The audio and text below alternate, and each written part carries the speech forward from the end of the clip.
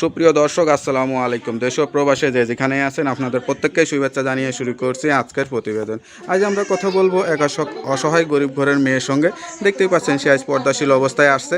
আসলে কি বলতে চাই চলুন জানার চেষ্টা করি। আপু আসসালামু আলাইকুম। ওয়ালাইকুম আসসালাম। আপু আপনার নাম কি? নূরি। নুরিয়া আপু, কেমন আছেন আপনি? এই তো আল্লাহ রাখছে ভালো। আসলে কি হয়েছে, কি বলার জন্য আসছেন?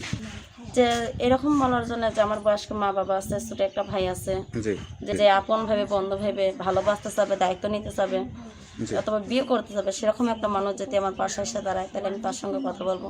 আচ্ছা আচ্ছা, মূলত আপনি আসলে একটা বিয়ে শাদী করতে চান যদি সেরকম মনোমতো একটা মানুষ পান। তো এখন যে একটা সেলাই মেশিনের দোকানে আমি কাজ করি, সে যদি বর্তমানে একটা সেলাই মেশিনও কিনে দিত, দিয়ে যদি আর কোনো টাকা পয়সা হেল্প না করতো আমাকে, তাও যদি সে আমাকে সঙ্গে রেখে কথাবার্তা বলতো, তাও তবু আমি তার সঙ্গে কথাবার্তা বলতাম। সেটাই সেটাই।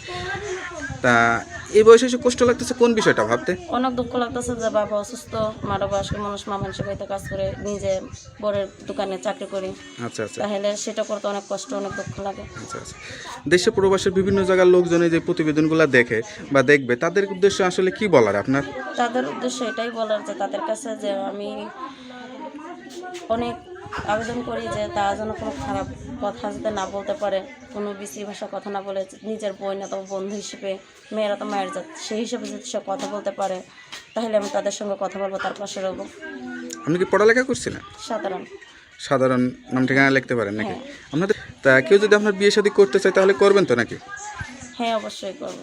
দেখ আমি মনে করি বিয়ে শাদী করে সংসার করায় নামাজ কালাম পড়েন তো? আল্লাহ করে। দেখ নামাজ কালাম পড়বেন, আল্লাহর কাছে দোয়া করবেন এবং যারাই ফোন দিবে বা যোগাযোগ করবে তাদের সাথে অবশ্যই সঠিক কথা বলে, এবং নিজের জীবনটা তো এইভাবে চলে না, যেহেতু সব মেয়েদেরই সংসার করতে হবে, তাই না?